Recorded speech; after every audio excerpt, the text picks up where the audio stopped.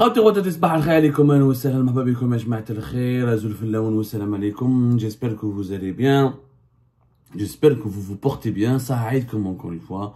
Nous entamons une nouvelle semaine. Bon, c'est encore un week-end ici en Europe et dans la majeure partie du monde entier, mais en Algérie c'est un début de semaine. Nous sommes le 14 avril 2024, première semaine après l'Aïd. Ça aide comme encore une fois. Bonne relance et j'espère que vous avez bien célébré, que vous avez bien profité des fêtes de l'Aïd, en dépit d'un ramadan extrêmement difficile, épuisant, surtout épuisant sur le plan socio-économique et politique, avec l'incertitude qui règne autour de l'avenir de l'Algérie à cause de cette élection présidentielle anticipée qui nourrit toutes les spéculations et les polémiques. Alors, justement, une analyse a été publiée récemment par un universitaire algérien, un spécialiste algérien, un intellectuel algérien que nous respectons beaucoup, que moi je respecte personnellement beaucoup, que j'apprécie beaucoup.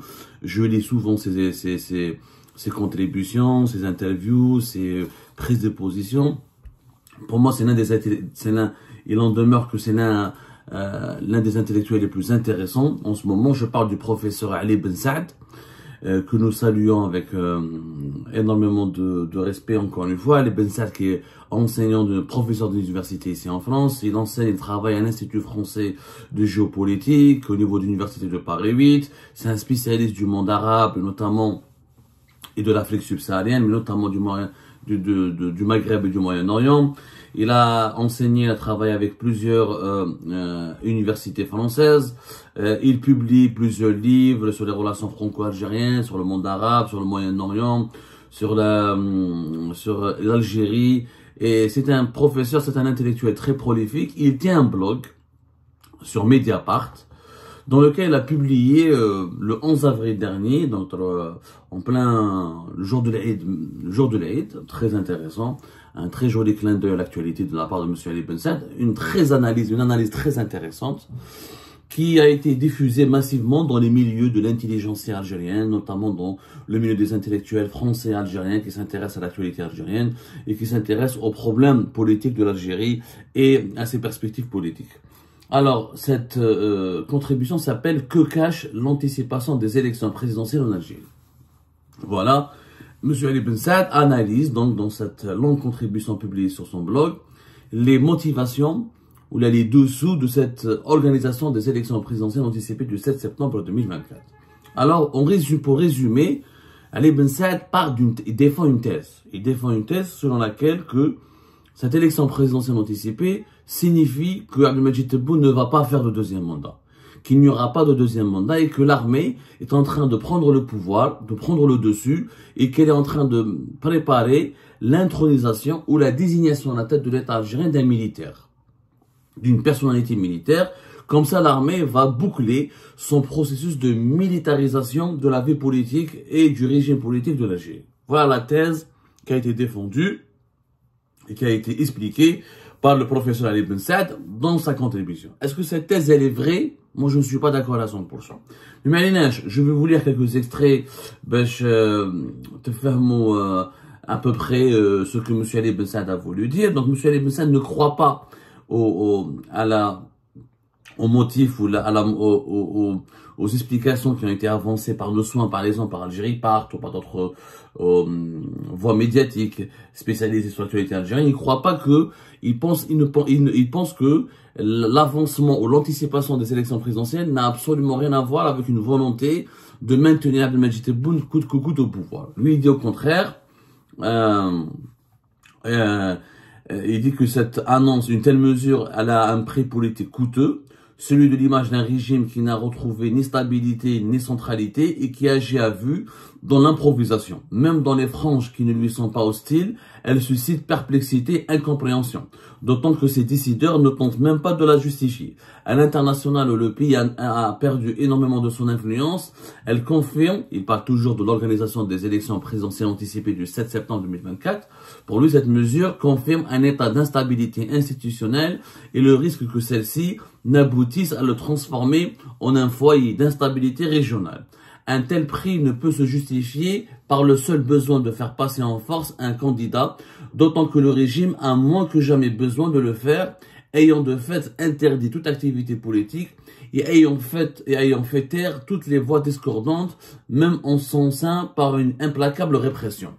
Jusque-là, on est tout à fait d'accord avec Ali Ben Saad. Il n'y avait pas de nécessité logistique ou politique pour précipiter l'organisation des élections présidentielles. Yani Tebboune ne pouvait pas avoir peur de l'opposition, ou là d'un retour du Hirak, ou là d'un retour de la contestation populaire, puisque logiquement le régime contrôle la situation. Les prisons sont remplies de détenus politiques, l'opposition elle est bâillonnée, elle est étouffée, le Hirak a été éliminé, mais mis à part quelques voix exilées à l'étranger, il y a pratiquement plus d'opposition en Algérie, la liberté d'expression a été étouffée, donc la raison, l'argument, c'est pour le passage en force du deuxième mandat, nécessiter une organisation et une élection présidentielle anticipée, n'arrive pas à percevoir,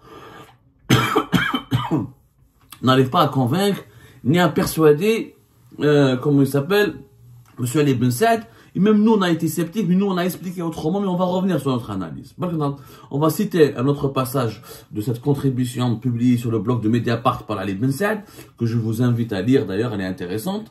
Alors, ce choix a beaucoup d'inconvénients. Un tel prix, voilà, un ensemble d'indices, voilà ce qu'il dit, un ensemble d'indices concordants laisse entrevoir que celle-ci, il y a une organisation, cette mesure d'organiser, d'anticiper, cette mesure d'une élection présidentielle anticipée, elle consisterait à porter un militaire à la tête du pays.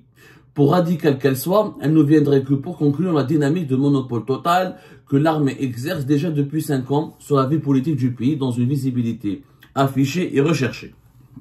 Ce choix a beaucoup d'inconvénients, celui de pouvoir choquer l'opinion, heurter certains soutiens du régime et ne pas bénéficier de l'aval de factions de la hiérarchie militaire dont les divisions illustrées par les continuelles mises à l'écart et procès sont patentes.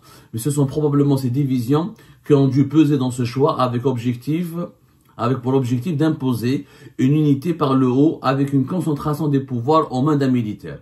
D'où le besoin de passer en force et par la surprise. C'est ce qui expliquerait le refus persistant de justifier cette occasion, son annonce en plein ramadan, un moment de mise en léthargie du pays, la fixation de la période électorale à l'été, période entre canicule et vacances, les interactions sociales et politiques se réduisent.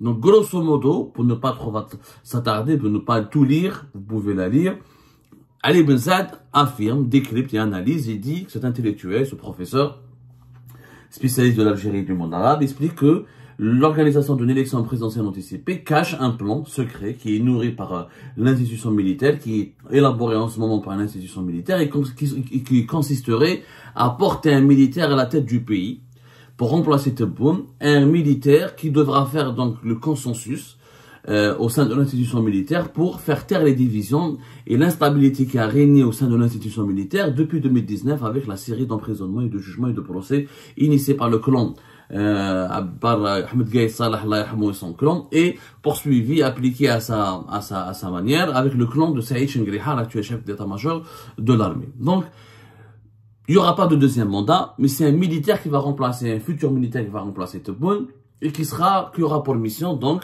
de achever le processus de militarisation de la vie politique du régime algérien et de ramener la stabilité au régime. C'est la thèse que défend Ali Ben Saad. Pourquoi? Personnellement, je n'en suis pas convaincu. Je crois pour le moment, il y a d'autres indices qui démontrent que malheureusement, parce qu'avoir une institution militaire forte, avoir un militaire, par exemple, si on pouvait avoir un militaire jeune, en bonne santé, capable de ramener la stabilité au pays, et même s'il ne restaure pas les libertés publiques et individuelles, il va insuffler la croissance économique, il va insuffler un certain dynamisme, il va sortir l'Algérie de l'impasse géopolitique dans laquelle elle se retrouve, avec une perte, comme le dit Ali Ben Saad, une perte énorme de son influence sur la scène internationale, mais si on améliore la situation diplomatique et socio-économique du pays, on peut se taire, une dictature efficace vaut mieux que la dictature, l'anarchie dans laquelle nous vivons aujourd'hui. On peut accepter ça et faire ce compromis. Mais malheureusement, la réalité à laquelle nous sommes confrontés indique que rien ne donne pas suffisamment de preuves pour pouvoir étayer cette thèse. D'abord, il faut savoir que l'armée est très divisée, que l'armée algérienne a été affaiblie par la crise politique de 2019. C'est ce qu'on ne dit pas assez parce que depuis l'étranger et même en Algérie, beaucoup de nos compatriotes croient que l'armée est une institution très puissante, très prestigieuse, très dominatrice, très solide, très hétérogène, très homogène de l'intérieur. C'est pas du tout le cas. C'est pas du tout le cas parce que depuis 2000, la première institution qui a été victime aussi de la crise politique de 2019, c'est l'institution militaire. Gaye Salah, il a entamé une purge extrêmement violente. Il a imposé son ordre, il a imposé son clan, sauf qu'il n'a pas eu le temps de régner. Il est mort précipitamment et de façon brusque vers fin décembre 2019. Il a laissé son héritage s'est effrité puisque ses partisans dépendaient énormément de sa figure, de sa puissance, et ils n'ont pas pu placer, ils n'ont pas pu identifier un successeur ni un héritier, parce que maintenant je me fais les trois têtes pensantes du clan Gaye Salah ont tous fini mal ou là ont tous été exilés. C'est qui les trois têtes pensantes du clan Gaye Salah? C'était le général Ghalib Belqsir, commandant de la gendarmerie algérienne. Donc Gaye Salah l'a neutralisé, s'est débarrassé de lui dès l'été 2019, dès août 2019, dès juillet, août 2019, parce qu'il traînait énormément de casseroles. Il baignait dans des grosses affaires de corruption, où il avait des biens, c'était un grand corrompu. Donc Gaye Salah ne pouvait pas imposer son pouvoir et utiliser la lutte contre la corruption comme principal argument pour s'emparer du pouvoir et pour exercer une mainmise sur le pays, alors que l'un de ses principaux bras droits, qui est le général Ghalib Belqsir, est un énorme corrompu, avec sa femme, l'ancien président de la cour de Tipaza, Fatiha Boukhar, qui ont accumulé une fortune à l'étranger à l'intérieur du pays. Donc il s'est débarrassé de lui parce qu'il est devenu gênant et le discrédité. Le deuxième tête pensante, t'as le clan Gaye Salah, c'est la paire, on va dire la paire général Wassini Bouazza, qui est un hakim de la DGSI, qui a été que Gaye Salah a utilisé comme un son patron des services secrets pour se débarrasser de l'héritage du général Toufer et pour essayer de domestiquer les services secrets. Il a placé l'un de ses poulains, le général Wassini Bouazza, avec celui qui était l'ancien secrétaire général du ministère de la Défense nationale et qui était malade lui aussi, qui a fini très mal à partir de 2021. Il y a le secrétaire général, celui qui était son ancien secrétaire général, le ministère de la Défense nationale, qui était aussi parmi les clans, parmi les cerveaux du clan de Gaye Salah. Et le troisième, ça c'était très important, et c'était le général le plus proche de lui, qui est mort en plein Covid-19, c'est le général Hassan Alaimia, qui était le commandant de la 4e Légion militaire, et qui est mort en pleine période de la Covid-19, pratiquement à la veille du 5 juillet 2020, rappelez-vous. Et c'était lui, parmi les chefs de légion les plus proches de Gaye Salah, et c'était lui qui aurait pu remplacer l'actuel chef d'état-major de l'armée Saïd Chengrihab, parce que Saïd Chengrihab est nommé de façon intérimaire. C'était un intérimaire, il n'était pas question qu'il reste. C'est juste les conditions politiques de l'époque, en plein Hirak, ensuite il y a eu la période de la pandémie de la Covid-19, ensuite Saïd Chengrihab avec Tebboune, ils ont fait une alliance pour dégommer justement le clan Gaye Salah. Mais sauf que au sein du clan Gaye Salah, ils étaient divisés. Ghalib Belqsir, Wassini Bouazza, il était tout seul. Le secrétaire général du ministère de la Défense nationale de l'époque de Gaye Salah, il ne s'entendait pas, il n'a pas fait des alliances ou là très approfondies pour se protéger et pour essayer de reconquérir le pouvoir. Ou Hassan Alaimia met le Covid-19. Du coup, le clan Gaye Salah s'est effondré. Donc après la crise de 2019 qui a été vécue brutalement, plusieurs généraux, d'importants généraux ont été mis en prison par Gaye Salah. Jet la nouvelle crise à 2020 où Saïd Chengrihab a entamé une offensive. Il a commencé avec l'appui de Tebboune de limoger les Wassini Bouazza, de mettre en prison les Akroum, de mettre en prison énormément de personnalités de généraux qui étaient les Chouari, etc., qui étaient tous les généraux Chouari, Akroum, Wassini Bouazza, général Nabil Ben Azouz, tous les officiers supérieurs qui ont travaillé et qui ont servi fidèlement et loyalement le clan de Gaye Salah. L'armée algérienne, rappelez-vous, elle a eu énormément de crises internes. D'ailleurs, la preuve que l'armée algérienne n'est pas stable de l'intérieur jusqu'à maintenant, de grands généraux sont en prison. Je rappelle que Chengrihab n'a rien fait pour stabiliser l'armée. Saïd Bey, le général Saïd Bey, est toujours en prison. On parle quand même de l'ancien patron de plusieurs légions militaires. Saïd Bey, il a aujourd'hui de 80 ans. Il était patron de la 4e Légion, de la 1e Légion, de la 2e Légion, de la 5e Légion. Et depuis 1994, il occupe des fonctions importantes au sein de l'armée. Il était même pressenti à remplacer Gaïd Salah à un moment donné, en 2019. Saïd Chengrihane n'a pas voulu le libérer. Au contraire, en octobre 2022, ils ont aggravé ils ont confirmé sa peine de prison qu'il avait encaissé à l'époque de Gaïd Salah. Mahabouj, le général Abdelazak Sherif, Habib Chentouf, il est toujours en fuite à l'étranger. Béché Tartag, il est toujours en prison. Mendet Nouba, la gendarmerie algérienne, il y a au moins 2 ou 3 anciens commandants de la gendarmerie algérienne qui sont tous en prison. Mendet Nouba, le général Abdelrahman Arar, récemment, qui a été mis en prison. Donc, l'institution militaire n'est pas stable, n'est pas elle-même stable. Pour pouvoir parler d'une seule voix, et de façon solide, et de façon forte, et pour imposer un président, il faudrait que l'armée algérienne soit elle-même capable soit elle-même homogène et forte et unie de l'intérieur. Il faut savoir qu'en Algérie, il ne faut pas confondre la personnalité du chef d'état-major avec l'institution militaire. On avait Ahmed Gaïd Salah qui était fort, mais qui met l'institution où elle est faible. D'ailleurs, l'institution militaire algérienne était forte. Elle aurait pu remplacer Tebboune dès 2020, il était malade. Quand Tebboune, il était malade et presque mourant.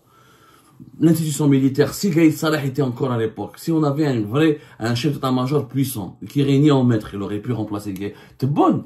Rien n'a été fait. Chengrihane n'a jamais pu remplacer Tebboune parce que lui-même était intérimaire. Lui-même n'était pas suffisamment fort, et son pouvoir et sa légitimité n'étaient pas encore reconnus, ni consolidés parce il avait beaucoup d'ennemis au sein du clan de Gaïd Salah. L'armée est divisée jusqu'à aujourd'hui. Et aujourd'hui, l'armée, beaucoup d'officiers supérieurs ne veulent pas parler, ne peuvent pas parler parce qu'ils ont peur des emprisonnements.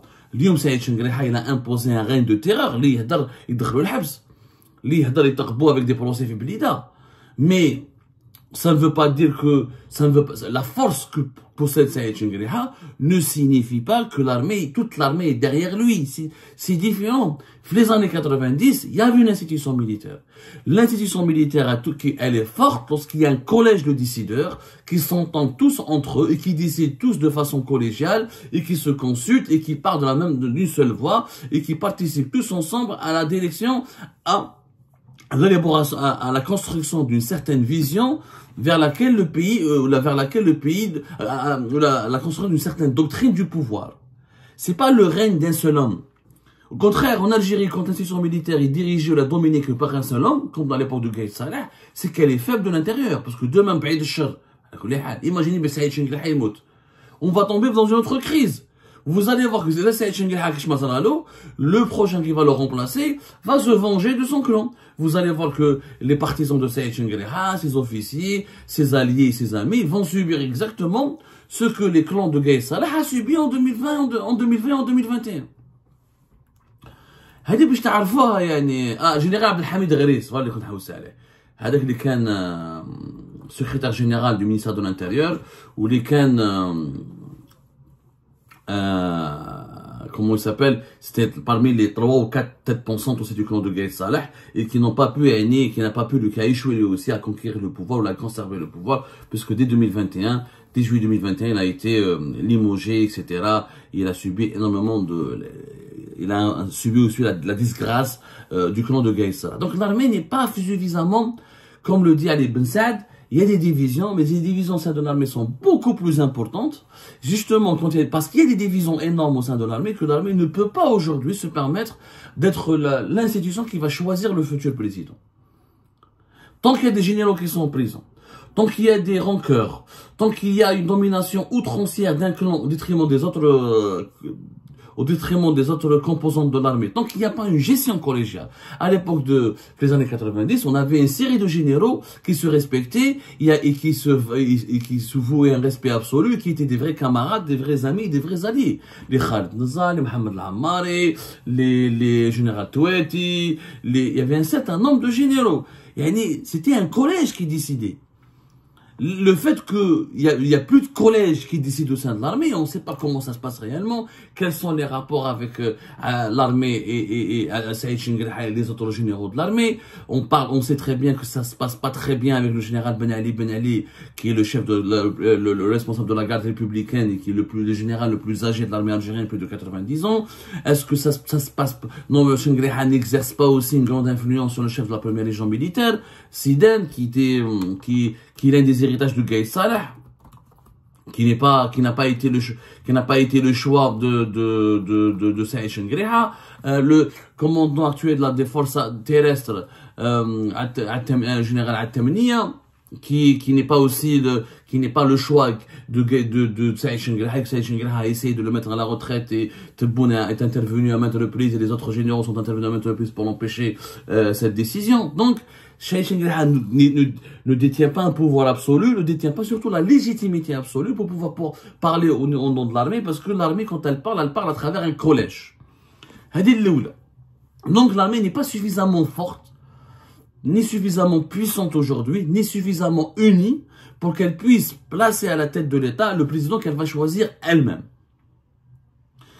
Et de deux, l'actuel patron de l'armée, c'est Saïd Chengerha, le deuxième mandat est Khorjaleh. Le deuxième mandat, il y a Chengerha. Chengerha, honnêtement, il n'a pas de raison. Parce qu'il faut savoir que Tebboune a laissé l'armée. Il ne se mêle pas trop des affaires de l'armée. C'est très rare. Mais mis à part à quelques occasions extrêmement limitées, Tebboune a laissé les affaires internes de l'armée. Il ne s'est pas du tout mêlé.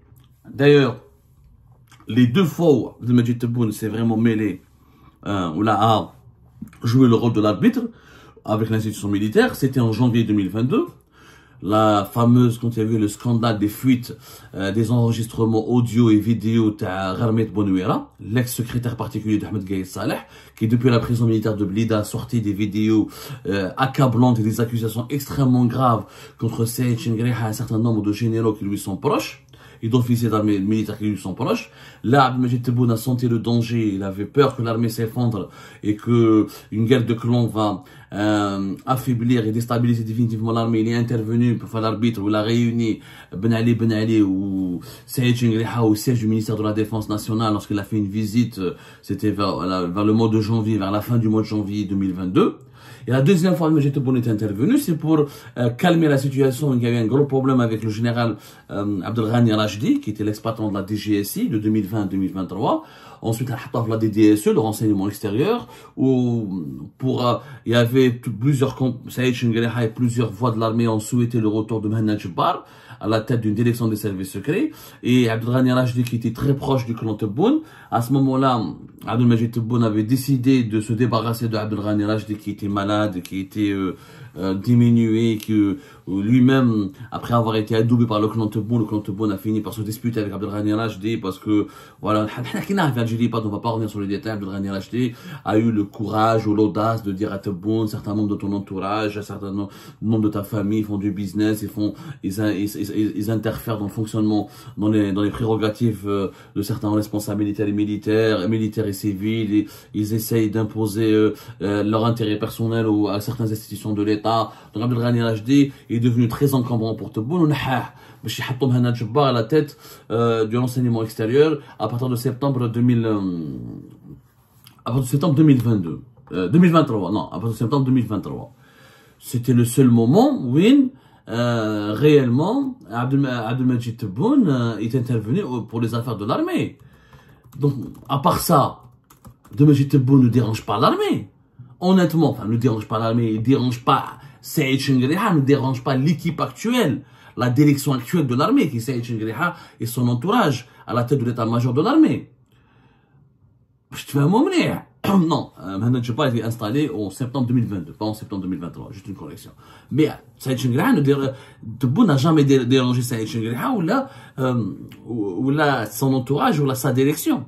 Il n'y a pas de collège, encore une fois, comme il n'y a pas une direction collégiale au sein de l'armée, donc Tebboune, il est en train de dialoguer, de diriger le pays avec une armée qui traverse une phase, parmi sa phase la plus difficile, une phase d'instabilité, une phase de faiblesse.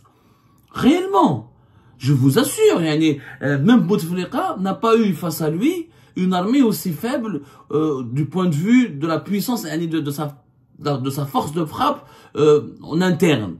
Aujourd'hui, Saïd Chenguereha n'a pas, encore une fois, ni la légitimité, ni la puissance, ni la force de frappe d'un Gaïd Salah, ni celle de Mohamed Al-Ammari. Mais il n'y a pas de collège. Mais avec lui Khaled Nazar, mais avec lui Général Toufir, mais avec lui Général Toueti, mais les généraux qui nous dans les années 90 et qui chacun d'entre eux avait son mot à dire. Ça n'existe plus. Ça n'existe plus. Et en plus, si l'armée voulait mettre un militaire à la tête du pays, des élections anticipées en septembre, c'est d'abord qui est ce militaire? Alors il y a des thèses qui circulent. Les collègues peuvent laisser Ali Rdeli. On veut libérer Ali Rdeli de prison, mais Ali Rdeli est toujours en prison. Et alors les élections c'est en septembre.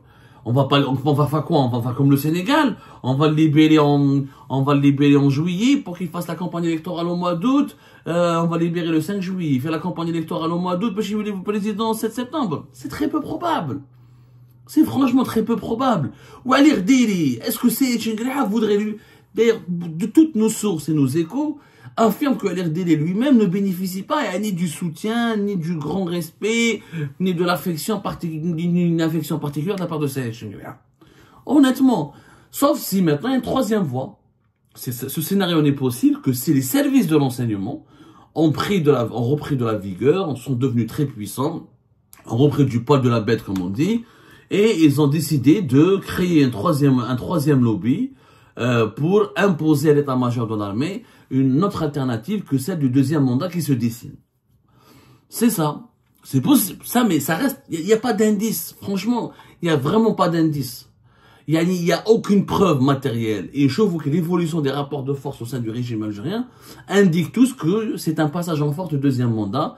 Ensuite, donc plus tard 1 année ou 2 ans, pour la succession de Abdelmajid Tebboune, c'est là où l'armée ou les services de renseignement ont envie de créer, de travailler sur des scénarios, de trouver des véritables successeurs. Mais pour le moment, l'anticipation des élections présidentielles correspond davantage à une impuissance du régime à trouver un successeur à Abdelmajid Tebboune et à disposer du temps nécessaire pour gérer ou pour mettre en place un processus de transition.